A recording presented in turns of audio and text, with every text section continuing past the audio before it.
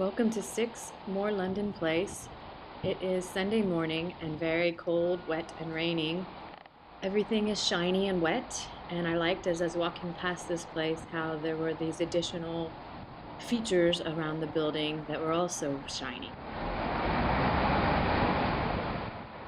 At first glance, the building with the straight lines appears to be something quite contemporary, dropped into the middle of what seems like a traditional area. You have standard buildings like the Hilton, a Galleria, a museum, and a pub that are surrounding it, as well as some construction going on from behind. On the far side of the building, you have a very shiny facade, which gives a really reflective view of the surrounding area.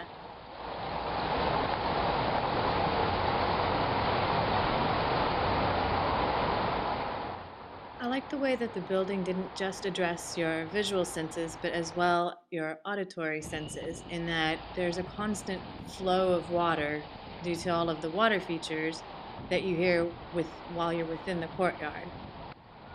I'll let you listen to that sound as we look at the details of the building.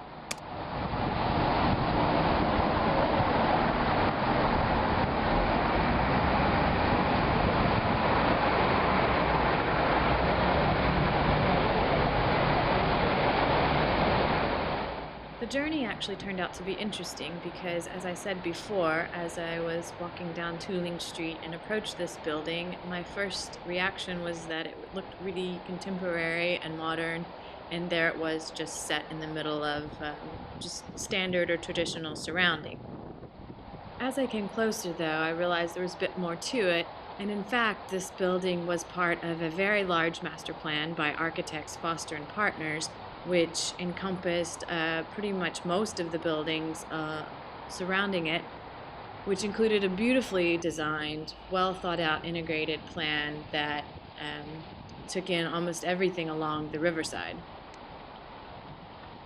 My favorite part was definitely the way that they integrated the sight line that was connected to the London Tower Bridge. It beautifully became a part of many views from within the center area or the promenade. Additionally, there's this really great little stream running directly back straight to the London Tower. And so users of this space who would be here primarily for commercial reasons, either um, as business or maybe shopping at the Marks and Spencers, having a coffee, passing by.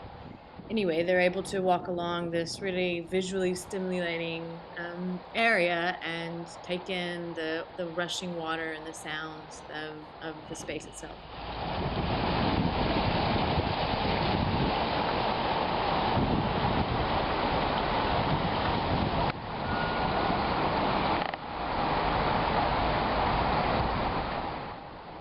When I was looking at this building, I realized there was something kind of recognizable about it. And once I started looking into it and saw the name Foster and Partners, I realized that it's actually the same architects who have were involved with one of the most exciting projects that we've had architecturally in Dallas, possibly ever, which is the Winspear Opera House. And as you can see, it has a lot of the same characteristics.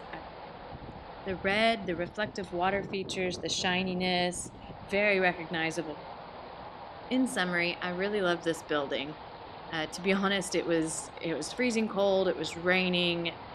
I was wet and not feeling very pleasant. And so this was actually the very first building that caught my eye. But walking through the space and getting to know it a little bit more, I think it was really a very good choice for me, and I really enjoyed kind of walking around and exploring. And I thought it was especially nice that I had that association and the memory of Dallas, which surprisingly took me some time to associate, but I did like that correlation, and I thought it was very appropriate for the day because, again, this building, I mean, some of its major features are just this crazy reflectiveness that you find everywhere on the facade, on the water features, even the slate on the floor. So with all the rain and everything around, it just seemed like a good choice for the day. Thanks.